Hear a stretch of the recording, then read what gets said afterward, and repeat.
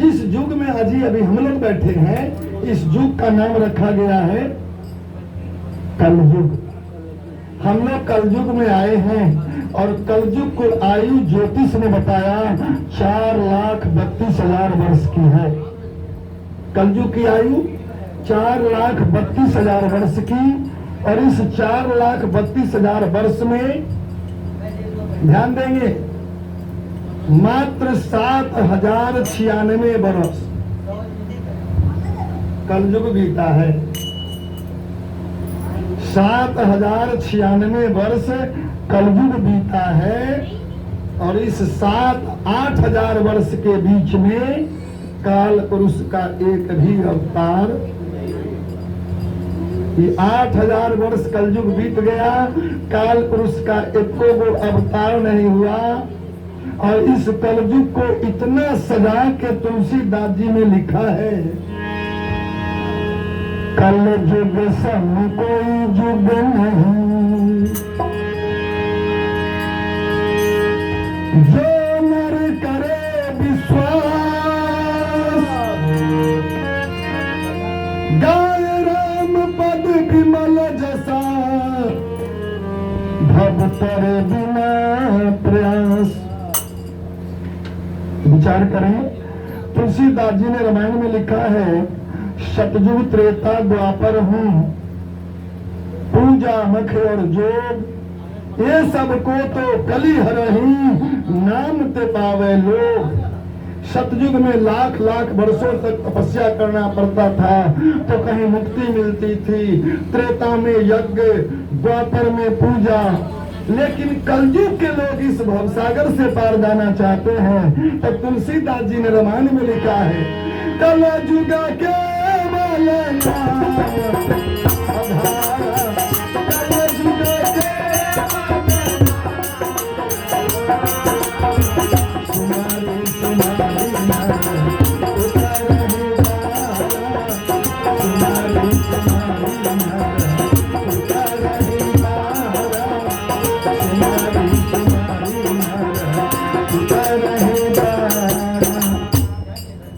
कलयुग में काल पुरुष का एक भी अवतार नहीं हुआ, और सदगुरु कबीर साहब का प्रादुर्भाव 1-2 बार नहीं 14 बार हो चुका है। इस कलयुग में सदगुरु कबीर साहब का प्रादुर्भाव 14 बार हुआ। अब 14 बार की कथा फिर मैं नहीं करूंगा, अपने तो फरमाइश से ऐसा कर लीजिए, हम तो बिहने को देखिए। ध्यान देंगे, आइए साहब का आदेश हो गया कि मुख्य बात बता दीजिए। आज से मात्र 643 वर्ष पहले, अर्थात विक्रमी 1456 ईस्वी में, जब हमारे देश का बादशाह सिकंदर लोदी बना, भारत के गद्दी पर कौन बैठा? सिकंदर लोदी। लोदी वंश की स्थापना हुई। राजा जब भारत के गद्दी पर बैठा तो बादशाह सिकंदर लोदी के मंत्री थे, उसका नाम था शेख तकी। शेख तकी ने जाके राजा सिकंदर लोदी से कहा, जहां अपना भारत को तो लूट के ले गया मोहम्मद गजनी, भारत में तो कुछ है नहीं, क्योंकि भारत को 17 बार लूटा मोहम्मद गजनी। अगर देखना हो तो आंखों हाल जाके सोमनाथ के मंदिर को देखिए, 17 बार लूटा है भारत के काशी। यानी मोहम्मद गजनी ने बर्बाद कर दिया भारत को। अब भारत में तो कुछ रह नहीं गया, आप राजा क्यों बने? तो बादशाह सिकंदर लोदी ने कहा कि वाकई तुम ठीक कहते हो शेख तकी, भारत में तो कुछ नहीं रह गया, क्योंकि इस भारत में हिंदू के 40 लाख मंदिर थे भारत में, क्योंकि उस समय पाकिस्तान नहीं था। पाकिस्तान का बंटवारा हुआ 1947 में। उस समय हिंदुस्तान पाकिस्तान एक था और उसमें 40 लाख हिंदू के मंदिर थे, जिसको तोड़वा के और मंदिर के जगह पर मस्जिद बनाई गई। जिसका प्रमाण है बाबरी मस्जिद को ढा के राम मंदिर बनाया है। ध्यान देना है। बादशाह सिकंदर कहा कि भारत में कुछ नहीं रह गया, लेकिन मैं एक काम करने के लिए राजा बना हूं। कहा कौन काम? कहा मेरा काम है भारत के सारा हिंदू को मुसलमान बना देना। कहा भारत का हिंदू मुसलमान कैसे बनेगा? कहा चौक चौराहे पर मस्जिद बना के और लाउड स्पीकर लगा करके चिल्ला चिल्ला के कहो अल्लाहु अकबर इलाही इल्लल्लाह। जितना हिंदू सुन लेगा सब मुसलमान हो जाएगा। उस समय हमारे देश में साक्षरता नहीं थी, लोग पढ़े लिखे कम थे। उस जमाने में हिंदू के गुरु थे पंडित और मुसलमान के गुरु थे मौलाना। हिंदू लोग घबराया सुन के कि मुसलमान लोग अल्लाह अकबर का नाम सुनाएगा, हम सुन लेंगे तो मुसलमान हो जाएंगे। सारे हिंदू लोग पहुंच गए पंडित जी के पास और हाथ जोड़ करके कहा प्रणाम पंडित जी। तब पंडित जी उस दिन कहते थे आनंद रहो जजमान। हम लोगों का नाम क्या था? जजमान। बल हमारा तू जजमान, हम तुम्हारा जज हैं। जन्म लोगे नामकरण मैं करूं, पूजा करोगे पूजा मैं कराऊंगा, विवाह करोगे विवाह मैं कराऊंगा, मरोगे श्राद्ध मैं कराऊंगा। अब मरने के बाद भी छुट्टी नहीं देंगे, सालक साल भोज लेता रहेंगे। ठीक है बात है। ये व्रत भोज लेता रहेंगे सालक साल तुमसे, तुम मेरा जजमान हो। तो ये लोग हाथ जोड़ के कहा कि पंडित जी इस सब चर्चा को छोड़िए, जिस काम से मैं आया हूँ मेरी अर्जी को तो सुनिए। कहा क्या बात है? कहा मुसलमानों का कहना है कि जितना हिंदू अल्लाह अकबर सुन लेगा सब मुसलमान हो जाएगा। पंडित जी कहे अच्छा खाते हुए कि क्या सुनवो किया कीजिए। कहा बहुत सुन लिया। कहा जितना सुन लिया सब मुसलमान हो गया। पंडित जी कह दिया जैसे सुन लिया है ना सब मुसलमान हो गया। आज भारत में 4 मुसलमान हैं, शेख, सैयद, सुन्नी, पैठान। ये सुन्नी मुसलमान टोटल भारत का हिंदू है। जिसने सुन लिया तो अपने आप को मुसलमान मान लिया। आज विदेशों में लड़ाई है शिया और सुन्नी का। शिया वाले कहते हैं सुन्नी मुसलमान जो डुप्लीकेट है, कि भारत का हिंदू था सुन के मुसलमान बना। ध्यान दीजिएगा मेरे भाइयों, इसी भारत में दुर्दशा क्या हम लोगों को हुई, कबीर साहब कैसे आए जरा ध्यान से सुने। जमन काल में जब पाप अति होने लगा, दुखमयी जगत सब संक में मन मार कर रोने लगा।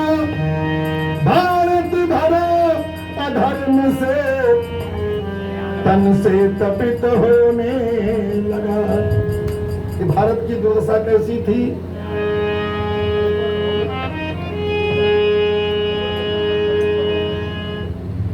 थोड़ा इधर ध्यान दीजिए सबको। भारत भरा अधर्म से तन से तपित होने लगा। बादशाह सिकंदर की बड़ी आतंक हो गई। कहा जितना साधु संत लोग हैं ना, साधु संत लोग हिंदू को भड़काता है। पहले पकड़ो साधु संत को। तो उस समय में एक चंदन वाले साधु नहीं थे। उस समय में सनातन धर्मी साधु थे, 3 चंदन लगाने वाले, इधर से राम, इधर से लक्ष्मण, बीच में सीता जी। ये 3 चंदन वाले साधु को कहा साधु को पकड़ के ले आओ। कहा क्यों? कहा साधु लोग हिंदू को भड़काता है, ये स्नान पूजा करके 3 घंटा चंदन लगाने में लगाता है। उसको पकड़ के ले आओ, लोहा के छार गरम करके 3 जगह दाग दो कि जिंदगी में अपना चंदन करे के जरूरत।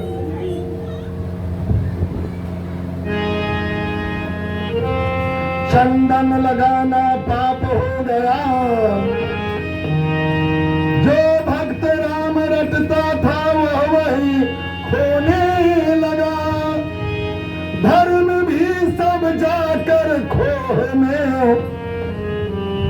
बिस्तर बिछा कर सोने लगा।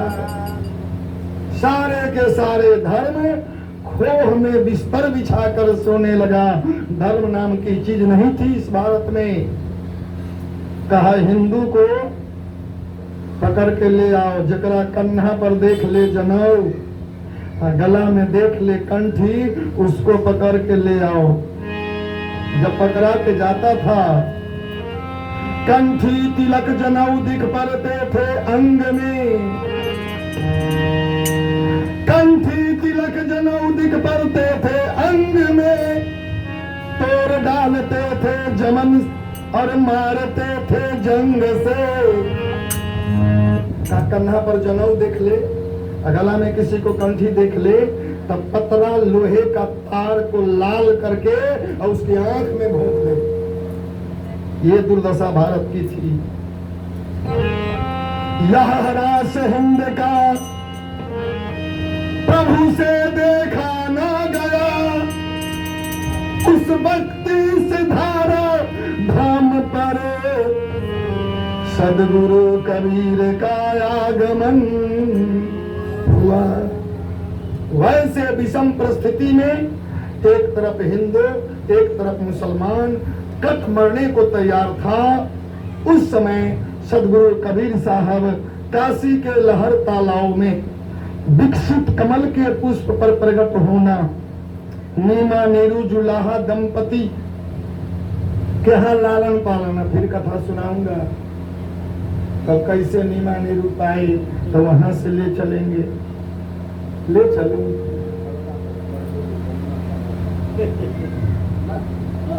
हल्का कही ध्यान देंगे। हर मोड़ पर मैं बढ़ना नहीं चाहता हूं, नहीं तो हमारा टाइम 10 बज चुका है। चलिए ठीक है। काशी के विकसित कमल के पुष्प पर सदगुरु कबीर साहब प्रकट हो गए। कुछ तर्कवादियों ने कहा कि हम इसे नहीं मानते,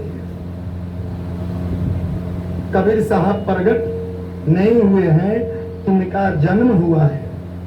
कुछ ऐसे मत है जैसे हमारे पारक सिद्धांत के लोग इसे मानने को तैयार नहीं है। वो कहते हैं कबीर साहब का जन्म हुआ है, जबकि मैं प्रमाण देने जा रहा हूं आप लोगों को कि संसार में जो सृष्टियां होती है, सृष्टि वो 8 प्रकार से है। शब्द, स्पर्श, रूप, रस, गंध, इच्छा और अनुकरण, इस 7 प्रकार से। चलो एक प्रकार को बंद करता हूं। ये 7 प्रकार की सृष्टि प्रकृति ने बनाया है। पहला है शब्द। शब्द से किसका सृष्टि होता है जानते हैं?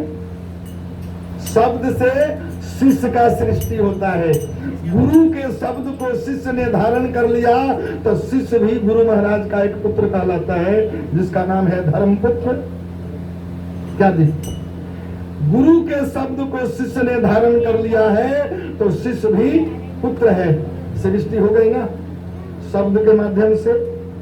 और स्पर्श से घर घर में बच्चा पैदा होता है, स्त्री और पुरुष के स्पर्श से। शब्द, स्पर्श, रूप। रूप से अनल नाम की एक पक्षी है।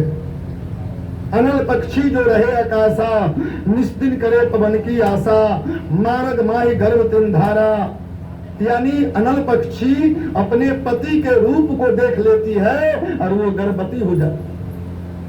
ये प्रकृति का सृष्टि है। अगर इसको कोई नहीं मानता है तो उसको मैं बताना चाहता हूँ, भारत का राष्ट्रीय पक्षी कौन है? मोर। मोर और मोरनी को संपर्क नहीं होता है। मोरनी नाचती है और मोर उस नाच को देखता है और उसका धातु स्खलित हो जाता है, मोरनी खा लेती है, गर्भवती। मैथुन क्रिया नहीं होता मोर मोरनी को। ध्यान दो, ये प्रकृति की सृष्टि है। शब्द, स्पर्श, रूप, रस। रस से सृष्टि होता है। देखिएगा पेड़ में आम पक गया है ना, और कोनो आम अगर जड़ी मजबूत है तो पेड़ में पक के सड़ जाता है, और सड़ गया तो उसमें पिल्लू हो जाता है। उसमें कौन बीज रखा था? तो रस के माध्यम से जीव की उत्पत्ति हो गई, ये सृष्टि है। अब देखिए प्रत्यक्ष मकान बनाए हैं, इसमें से गंदा पानी निकलने के लिए मूड़ी बनाते हैं ना, नाला। उस नाला में कहीं पानी रुक गया और पानी सड़ गया तो पूंछ वाली कीटाणु हो जाती है ना। सृष्टि हो गया ना गंध के माध्यम से। शब्द, स्पर्श, रूप, रस, गंध। इच्छा से जोगी लोग कायाकल्प करते हैं, इच्छा से जोगी लोग कायाकल्प करते हैं। कहीं गुप्त हो जाना, कहीं प्रकट हो जाना, कहीं बड़ा हो जाना, कहीं छोटा बन जाना। ये अष्ट सिद्धि नवनिधि जो प्राप्त कर लिया उसके पास ये पावर हो जाता है। जैसे अष्ट सिद्धि नवनिधि के दाता असवर दिन जानकी माता, किसको मिला था ये गौर? हनुमान जी को। मक्खी का रूप बना के लंका चले गए, लंका में उत्पात मचा दिया हनुमान जी ने। तो वहां का रखवाली था जंगल का, अशोक वाटिका का के अक्षय कुमार। अक्षय कुमार बदमाशी किया तो एक के मुक्का में दम ले लिए, अक्षय कुमार चला गया। और जब अक्षय कुमार चला गया तो रावण भेजा मेघनाथ को, मेघनाथ का सारा बाण को काट दिए हनुमान जी। तब कहा कि ऐसे नहीं मानेगा बानर, तो प्रभास्त्र उठाया, ब्रह्मस्त्र जरधारयु कपिमन किन्ह विचार।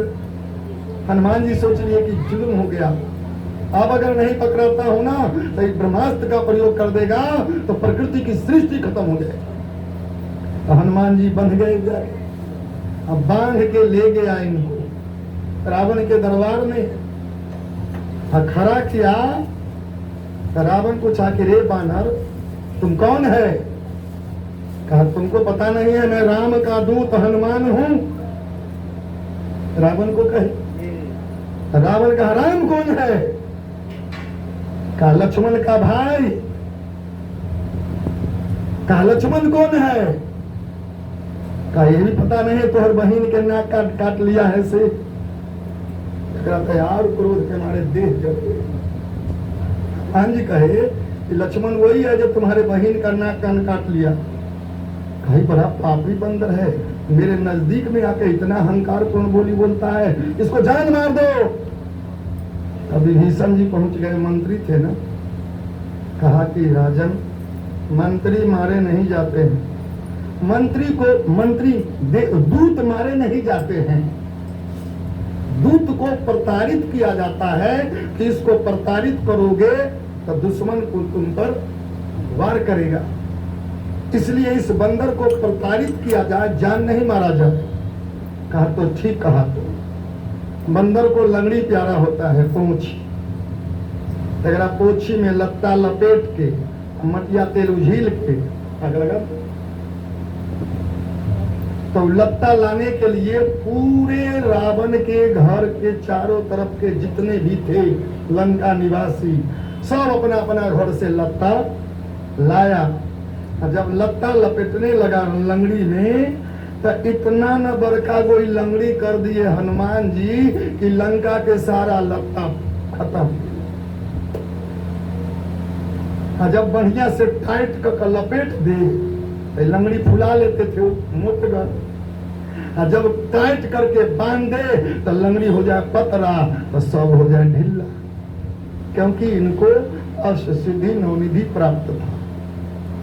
बड़ा परेशान हुआ, देखे कि अब परेशान हो रहा है तो इन्होंने लत्ता बढ़िया से लपेटवा के मटिया तालू झील के आग जे लगाया ना कि एक बेर छड़प के पूरे लंका में कूद गए और सारा लंका झड़ के साफ हो गया। ध्यान दीजिए, और समुद्र में कूद के फरार हो गए। विचार करना है, अष्ट सिद्धि नवनिधि के दाता, इन्होंने गुप्त हो जाना प्रकट हो जाना, या छोड़िए इनकी बात। गोरखनाथ एक जोगी ऐसा निकला जो कबीर साहब से शास्त्रार्थ करने के लिए काशी पहुंचा तो उसने अपने त्रिशूल को गाड़ दिया पृथ्वी पर, अब त्रिशूल का जो 3 गो नोक होता है उस पर जाके बैठ गया। कहा कबीर साहब आपसे मैं शास्त्रार्थ करूंगा, लेकिन मेरे बराबरी में आके बैठिए। तो कबीर साहब का इसको इतना बड़ा अहंकार हो गया कि त्रिशूल के नोक पर बैठा हुआ है। धर्मदास जी को बुलाए, एक शिष्य था उनका, धर्मदास मानव वाला नहीं, कबीर साहब के शिष्य थे। कहा डोरा का पेचक लाओ, और पेचक ला के अंगूठा से दाब के भेज दिया आकाश। और वहां जाके कबीर साहब बैठ के कहे गोरख यहाँ आके हमसे शास्त्रार्थ करो।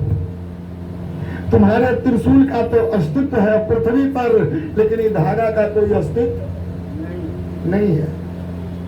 गोरख ने स्तुति किया, धन्य हो प्रभु, हम धरती पर बैठते हैं, दोनों की शास्त्रार्थ हुई। जब शास्त्रार्थ में हार गया गोरख, कहा कि हम पानी में छिप जाते हैं, आप निकाल के देखिए हमको। गोरख गया पानी में, अब पानी में जाके बैंग बन गया। बैंग बन गया, कबीर साहब गए पानी में, टंगड़ी पकड़ के और पत्थर पर लगा के रख दिए। कहा बोल गोरख हो तुम? प्रकट हुआ, कहा जी। कहा मैं निकलता हूँ पानी में, पकड़ मुझे। कबीर साहब गए और पानी में पानी बन गए। खोजते रहो, खोजते खोजते परेशान हो गया, नहीं मिले ना। तो अपने शिष्य को कहे साहब के कमंडल पानी लेके पत्थर पर रखो, मैं प्रकट हो जाऊंगा। पानी लिया, पत्थर पर डाला, सदगुरु कबीर साहब प्रकट हो गए। ध्यान देंगे मेरे भाइयों, आगे नहीं बढ़ूंगा। इच्छा से जोगी लोग कायाकल्प करते हैं, कहीं छोट हो जाना, कहीं बड़ा हो जाना, कहीं गुप्त हो जाना, प्रकट हो जाना। और अनुकरण, एक परमात्मा में ऐसी शक्ति है जो दुनिया को सृष्टि कर सकता है, उसका सृष्टि कौन करेगा? जो सारे संसार को सृष्टि कर सकता है, उसका सृष्टि कौन करेगा? मेरे भाइयों, वो स्वयं पूर्ण परमात्मा है। जब जब जीव ने पुकारा और वह स्वयं प्रकट हो गए। सदगुरु कबीर साहब में वही शक्ति प्रदान थी, जिन्होंने आए थे आकाश से नूर के गोला। यहाँ कमल के पुष्प पर बालक बनाना हो तो ऐसा हो, धन कबीर को जलवा दिखाना हो तो ऐसा हो, इस दुनिया में बिना माँ बाप के आना हो तो ऐसा हो। मैं वैसे लोगों को कहता हूँ कि कबीर साहब का जन्म अगर हुआ तो माँ के पेट से बच्चा जन्म लेगा, उसका वजन कितना होगा पन्नालाल जी? कम से कम 2-2.5 किलो, कम से कम। स्वस्थ बच्चा है तो 2.25 किलो। अगर बच्चा स्वस्थ है तो 2.25 किलो उसका वजन चाहिए। ये बात सभी मानते हैं कि वो काशी में कमल के पुष्प पर पाए गए। तो कमल का पुष्प पानी में होता है, और 250 ग्राम का ढेला अगर डाल दिया जाए तो पानी में तैरेगा, फूल डूब जाएगी। तो कबीर साहब का अगर जन्म हुआ तो कम से कम 2 किलो तो वजन चाहिए ना। फूल तैरेगा कि डूब जाएगा?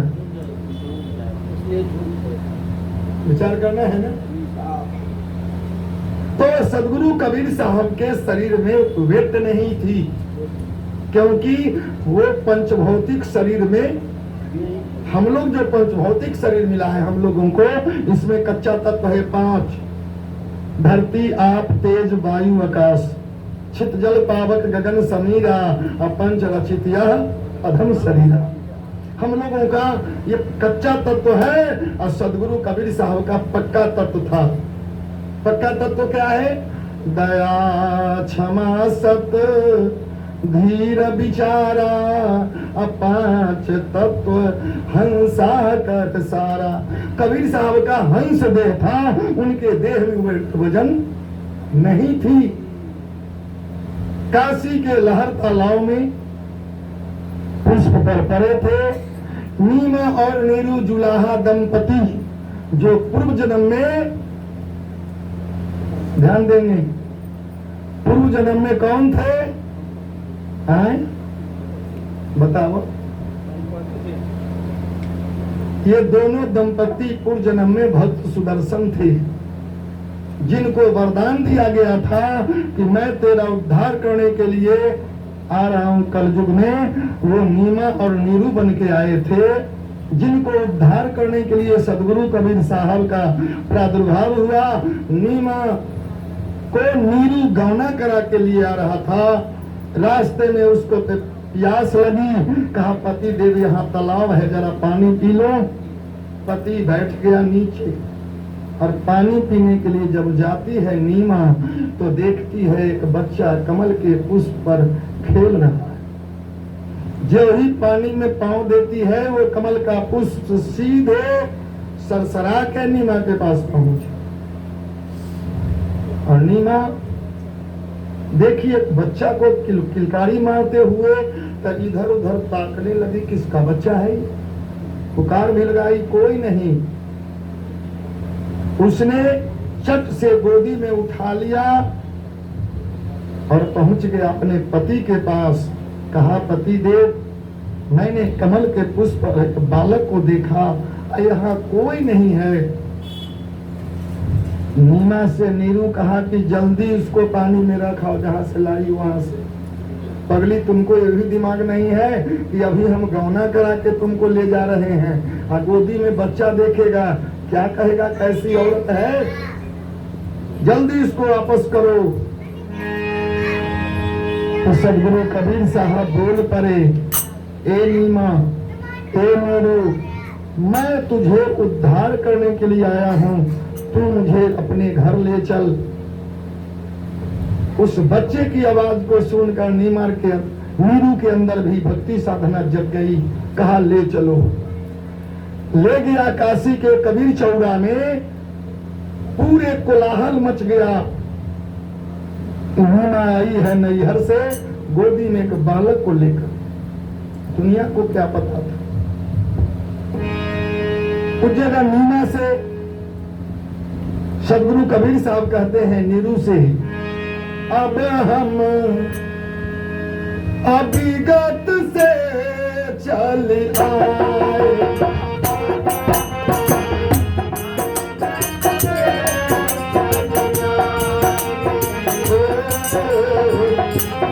अब अभिगत से चल आए, अब हम अभिगत से।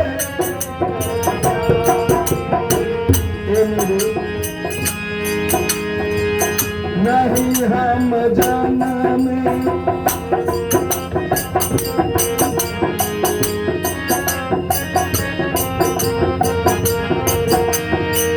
नहीं हम आए मात गर्भ से,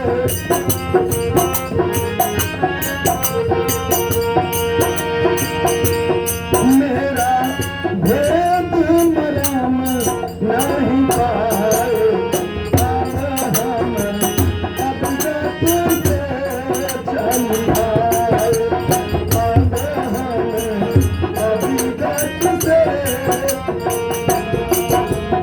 ए नीरू, मैं गर्भवास से नहीं आया हूँ, मेरा देश है अभिगत देश।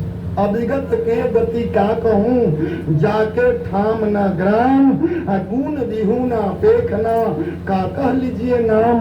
हमारा देश है, उस देश का नाम है अभिगत। मैं अभिगत से आया हूँ तेरा उद्धार करने के लिए। और उनकी लालन पालन नीमा नीरू के यहाँ हुआ। फिर आगे नहीं बढ़ रहा हूँ। जब ये कुछ उम्र में आए तो छोटे छोटे बच्चे को सद्ज्ञान देना शुरू कर दिए। वो खेलते नहीं थे, छोटा बच्चा में हम लोग खेल खेलते थे ना, लेकिन चूंकि वो तो सत्पुरुष थे, उनका कोई खेल नहीं। जब बच्चे लोगों को छोटे उम्र से ही उपदेश देना शुरू किए तो कुछ कुछ बच्चा कहा कि कबीर ये बताओ, आप उपदेश कर रहे हो, बिना गुरु के ज्ञान सार्थक नहीं होता। तो तुम पहले जो उपदेश दे रहे हो, तुम बताओ कि इस ज्ञान को कहां से पाया। तो इनको तो गुरु करने की जरूरत थी ही नहीं, लेकिन मन में सोचे कि अगर मैं कह दूं कि मुझे गुरु की जरूरत, तो गुरु की मर्यादा खत्म हो जाएगी। तब इन्होंने सोचा कि मुझे गुरु करना चाहिए। पता लगाया कि इस समय में सबसे बड़े विद्वान कौन है, तो पता चला कि रामानंद स्वामी काशी हिंदू विश्वविद्यालय के प्राचार्य हैं, बहुत बड़े विद्वान हैं और काशी में उनका स्थान है। तो कबीर साहब पहुंच गए काशी हिंदू विश्वविद्यालय। बगल में रामानंद स्वामी का घर था और अपने मकान पर बोर्ड लगा रखे थे कि यहाँ पर शूद्र जातियों को दीक्षा नहीं दी जाती, यहाँ पर केवल ब्राह्मण, क्षत्रिय और वैश्य को शिक्षा दिया जाता है। शूद्र जाति को तो मुंह भी नहीं देखते थे रामानंद स्वामी। साहब जी गए, देखा, अब अनुभव कीजिए, मसीह का अगर छुओ नहीं, कलम वो नहीं, हाँ पढ़े लिखे नहीं थे लोग कहते हैं, लेकिन उन्होंने देखा वहां कि यहाँ पर शूद्र जाति को दीक्षा नहीं दी जाती। अगर वो पढ़ लिए तो बिना पढ़ले में पढ़ लिए क्या? आधे लोग बात बोलता है, आधा को नहीं जानता। मसीह का अगर छुओ नहीं, कलम गोहो नहीं, हाथ किसी पर उड़ गया, कहा कबीर साहब पढ़े लिखे, लेकिन नीचा में लिखा है चारों जुग के बारता कबीर मुखई जनात। वो चारों जुग की वार्ता को स्वयं जानते थे। मन में सोचने लगे कि जिनके पास मैं गुरु बनाने के लिए आया हूँ और यहाँ लिखा है शूद्र जाति को दीक्षा नहीं दी जाती, तो साहब मन मन सोचने लगे जो मिला सो गुरु मिला और मिला अपगर जी, कहे कबीर फाटे आसमान त कितना सीतन दर्जी।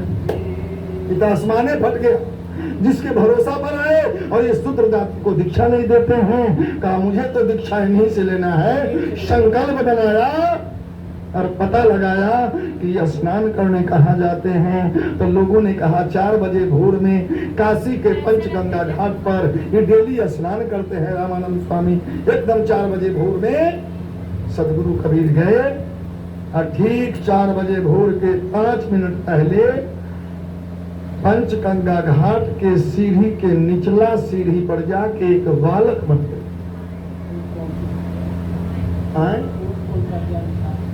वो बालक स्वरूप बन गए। रामानंद स्वामी खराम पहन के आ रहे हैं स्नान करने के लिए। जो ही पांव एक सीढ़ी से निचला सीढ़ी पर देते हैं, ठोकर लगी और बाल स्वरूप सदगुरु कबीर साहब चिल्लाने लगे। रामानंद स्वामी को दया आ गया और ये उनको उठाना चाहते, तो नीचा सीढ़ी पर है, ऊपर का सीढ़ी पर है, तो नीचा से सामान उठाएंगे तो क्या करना होगा? झुकना पड़ेगा। जब ही झुके, उनके गले में जो ये माला थी निकल के कबीर साहब के गले। जब ही झुके ना, माला निकल के उनके शरीर। अब इन्होंने गोदी में उठा के कहा बोलो बेटा सियाराम, बोलो बेटा सियाराम। चुप हो गए, बालक को रख दिया, स्नान करके चले गए। सुबह होते होते कबीर साहब ने ऐसा शोर मचाया कि मेरे गुरु तो रामानंद स्वामी, गुरु में मेरे गुरु तो रामानंद स्वामी है। शिष्यों में तहलका मच गया कि शूद्र को ये देखना नहीं चाहते हैं और कबीर को कैसे चेला बना लिया।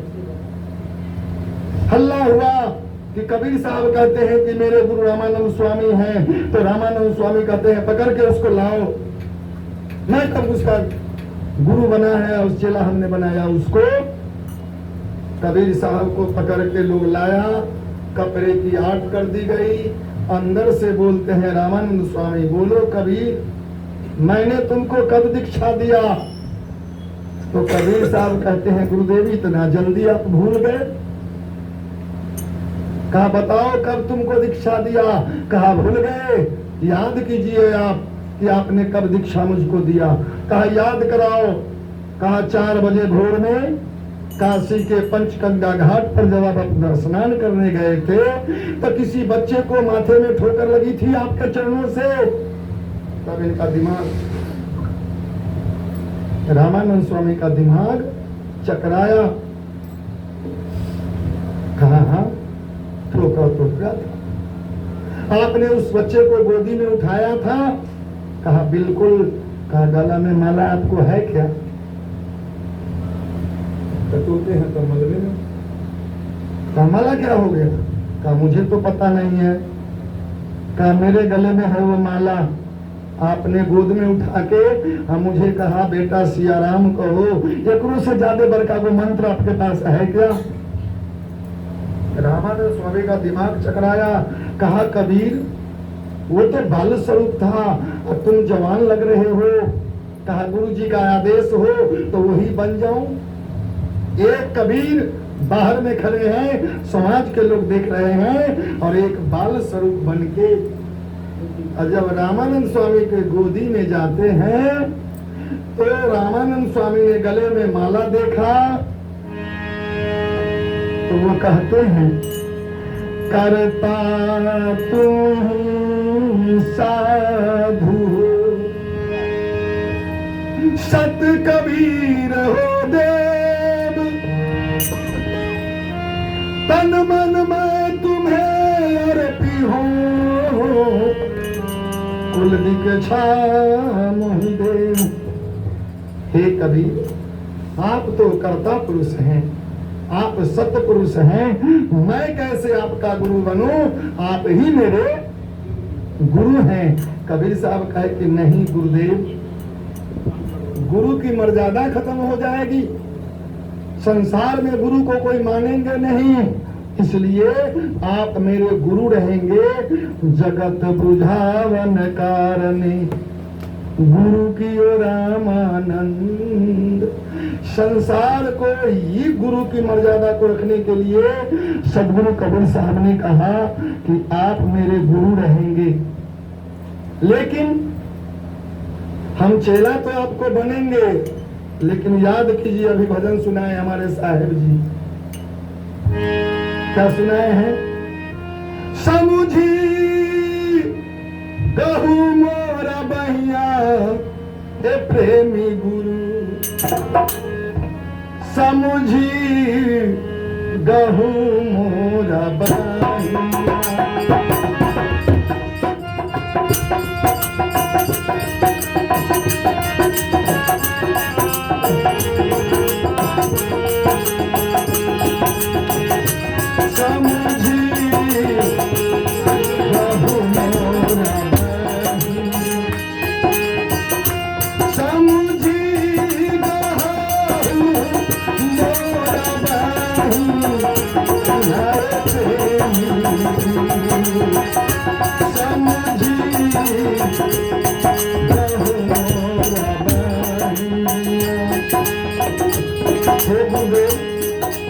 अगर मेरा बात करते हैं तो सोच समझ के बताइए क्या है?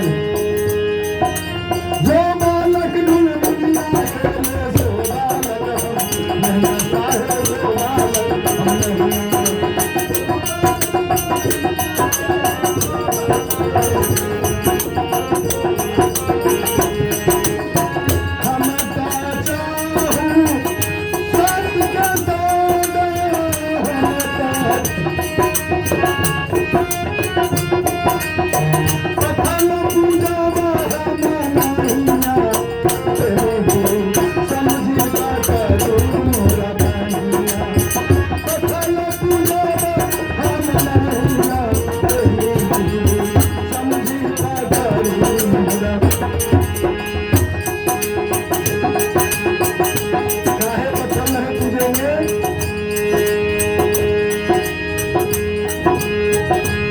कबीर कहते हैं 80 100 84 चेला सोचेला हम नहीं, सोचेला हम नहीं।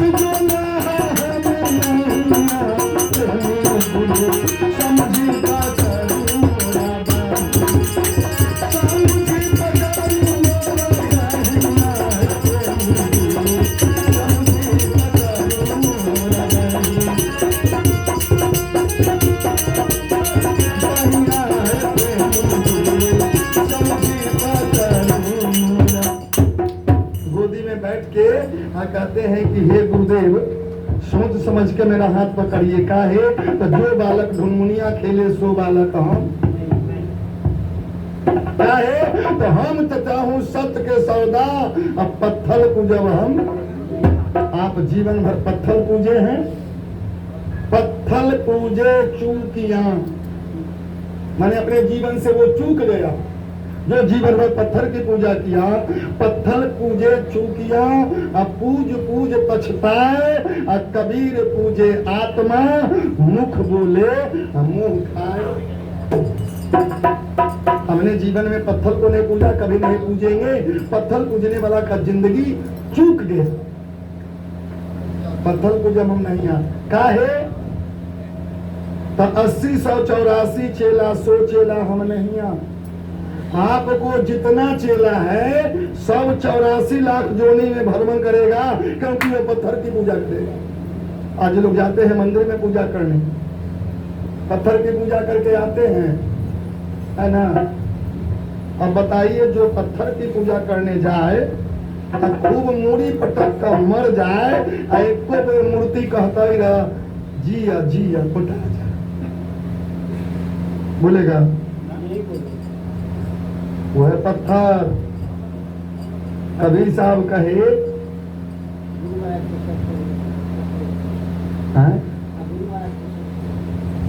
वहां अरे खुश रहो, चरण पर बंदगी करोगे, कहोगे साहेब बंदगी तो भी कहेंगे, पट से बोलेंगे। लेकिन मंदिर में जाके मूड़ी पटक के पत्थर पर मर जाए, एक को बेर कह दे मुटा दूं, चाहे जी धनवान हो दूं,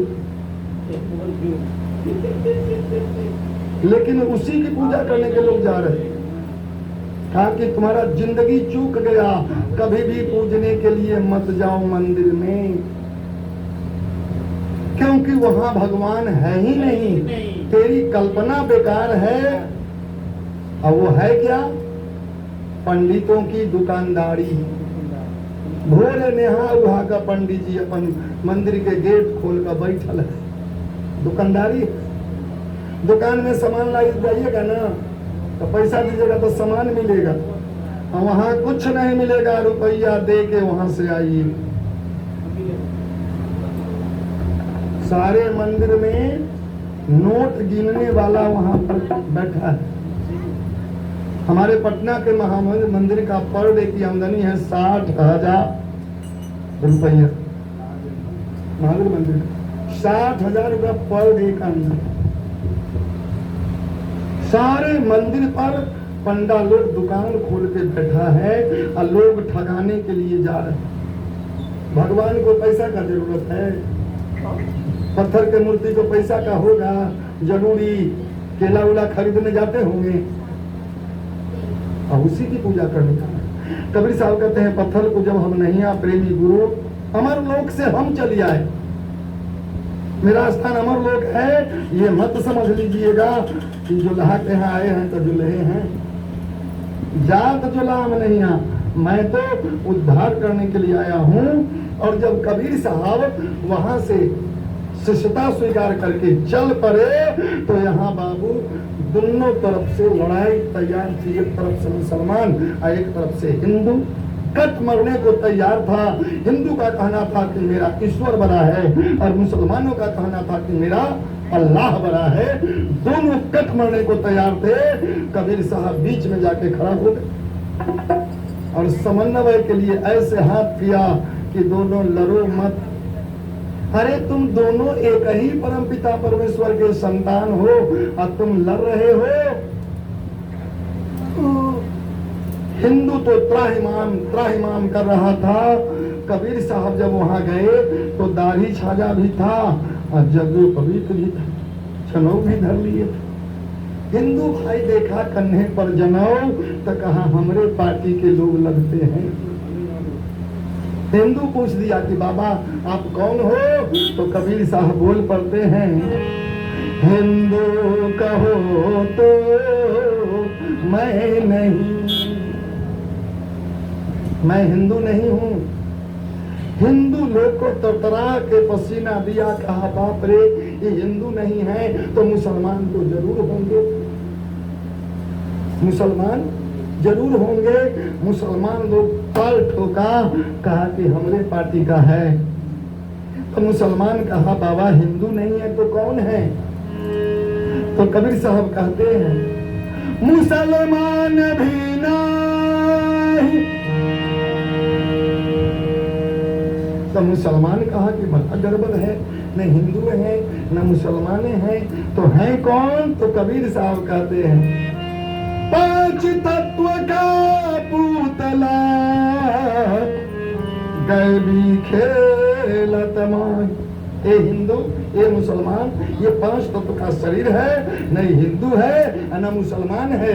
अगर हिंदू बना के परमात्मा को भेजना होता तो माय के पेटे में इसको टीकी हो जाता। तो हिंदू भी टीकी बनाता है तो यही बनाता है। अगर मुसलमान बना के भेजा होता तो माए के पेट में सुन्नत कर दिया गया होता। तो मुसलमान भी सुन्नत यही कराते हैं। इसलिए तुम इन दोनों के फेरा में मत पड़ो। ए हिंदू, तुम्हारा जो नाम हिंदू पड़ा क्यों? ही से हिंसा और दू से दूर रहने वाला। जो हिंसा से दूर रहे उसका नाम है हिंदू। राखे मुसल्लम ईमान ताही कहिए मुसलमान। तुम दोनों रास्ता से अलग हो चुके हो। मैं रास्ता बताने के लिए आया हूँ। काये हिंदू, तुम अपने आप को हिंदू मान रहे हो तो जरा मुझे बता दो। एक रहिया भुला गेलु दोनों के, एक रहिया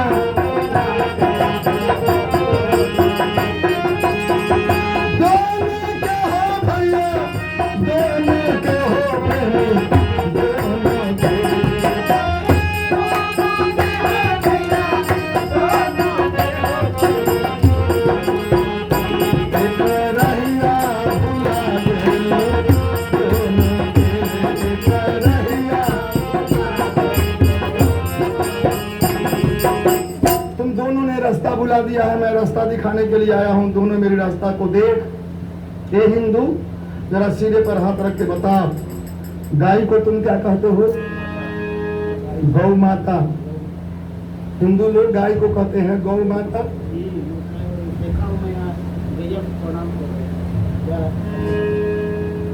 अब उस गाय को तुम गाय माता कहते हो। गाय का मांस हिंदू खाएगा? नहीं, मर जाएगा। गाय का मांस नहीं खाएगा। कबीर साहब कहते तुम कैसा हिंदू है? नदिया किनारे पर गैया मर गए, नदिया मछली चुने चुने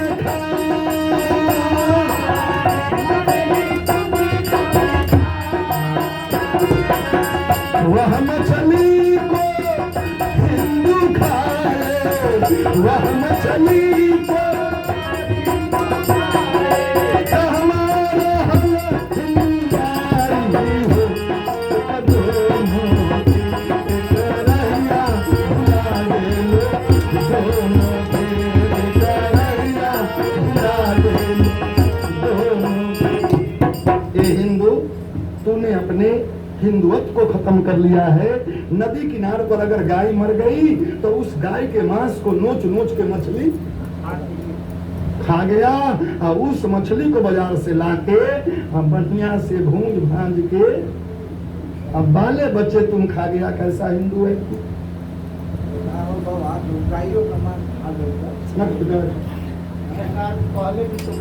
तो मछली जो ही खाया उसकी हिंदुत्व खत्म हो गई। अब ध्यान देना, अगर कोई हिंदू मछली खा लिया तो वो हिंदू नहीं है, क्योंकि माँ गाय मर गया तो मांस को मछली खा गया और वो मछली को हिंदू खा गया तो गाय के मांस में खा गया। कहाँ है उसकी हिंदुआई? मुसलमान लोग ताल ठोकने लगा कि चलो हिंदू का ही निंदा कबीर साहब करते हैं। तो कबीर साहब कहते हैं मुसलमान तुम भी होशियार हो जाओ, तेरे लिए हराम है शुगर। मुसलमान शुगर का मांस नहीं खाता।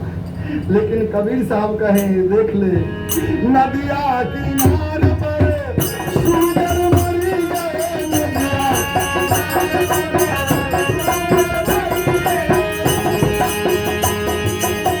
मछली चुने चुने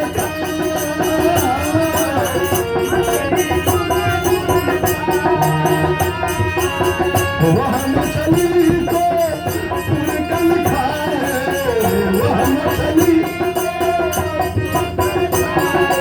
हमारा हला तुरे खाई,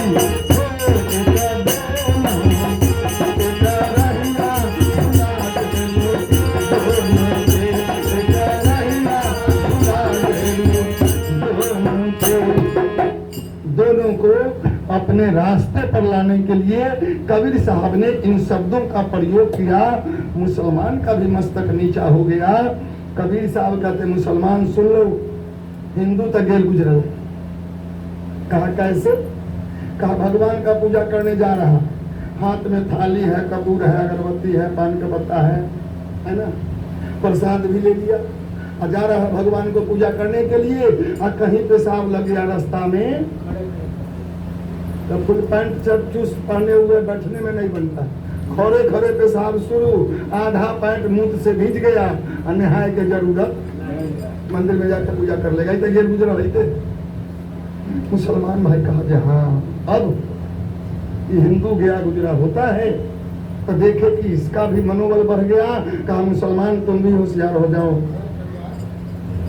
हिंदू का क्या हिम्मत है कि तेरे जैसा पाकर पवित्रता कर ले।